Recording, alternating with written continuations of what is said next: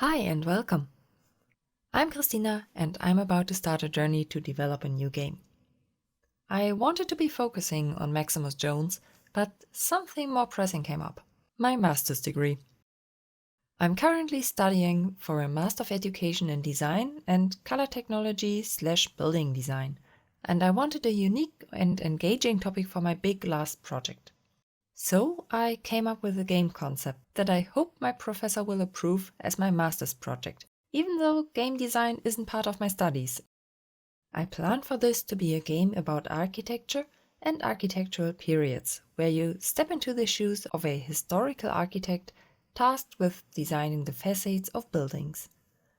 Think of it as a city builder sandbox game, but with a twist. Instead of focusing on constructing an entire city, you'll concentrate on individual buildings. I plan for it to have some kind of campaign through the ages as well. The core gameplay will involve experimenting with different architectural elements and crafting intriguing facades. But my personal goal goes beyond that. I want not to only provide a hopefully fun and engaging experience, but also equip players with the vocabulary they need to discuss and appreciate the elements buildings are consisting of.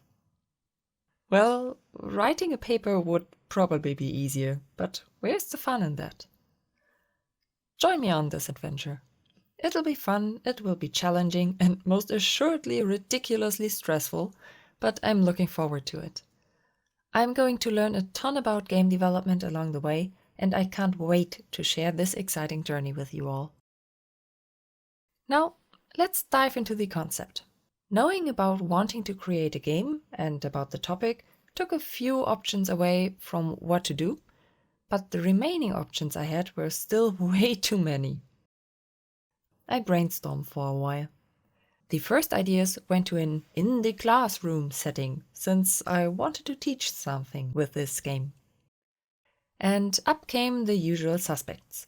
A game like Memory, but you need to find images and architects. Or buildings and the year they got built, and wow, that sounds super boring. Maybe some kind of paper-based puzzle where students have to arrange pieces into the correct order? Better, but still not quite what I was looking for. A card game based on the rules of Quartet was next, and I felt like falling asleep while drafting out the idea. When I next wrote down guessing game on my paper, I knew I had to take a step back and reconsider. I was working way too close to the topic of education and learning.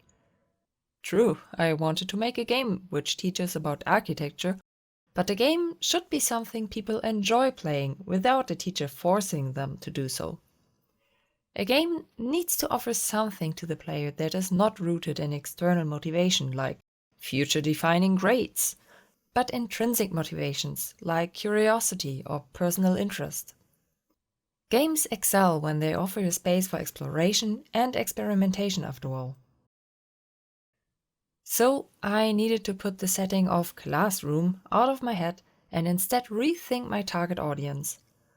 Instead of students in the German vocational school system, I switched to people interested in architecture.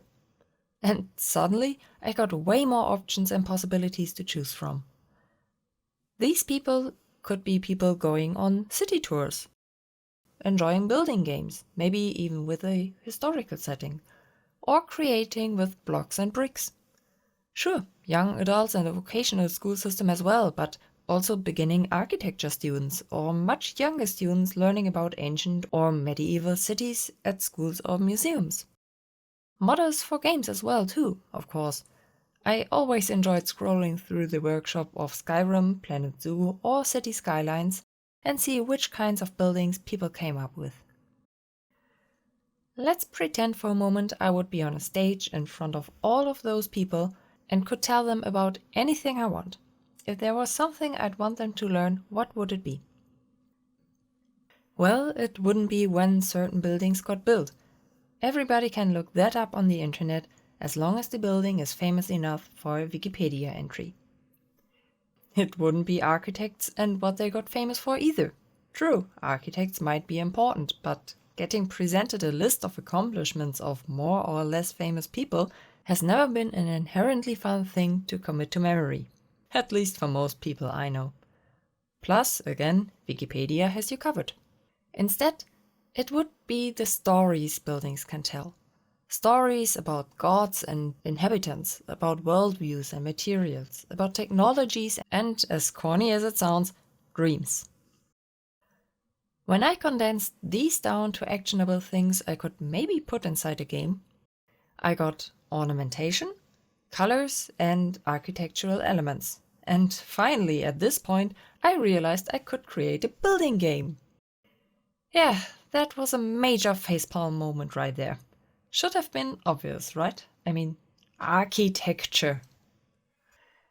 But I did also realize this was all getting way too big for me. I do have a very limited amount of time after all.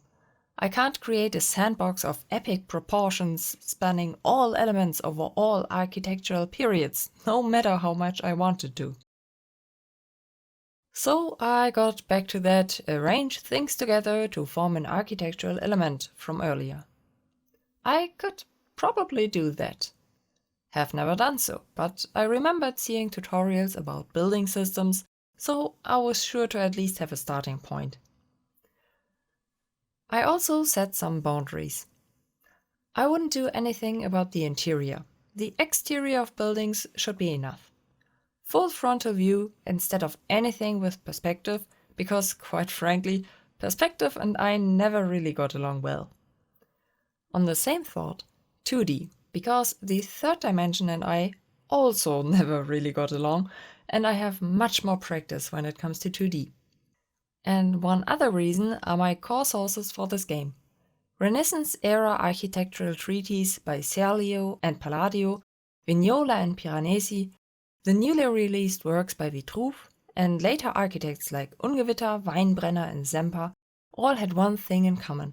They all depicted the elements of architecture in a beautiful way, straight on, with minimal perspective and clear lines.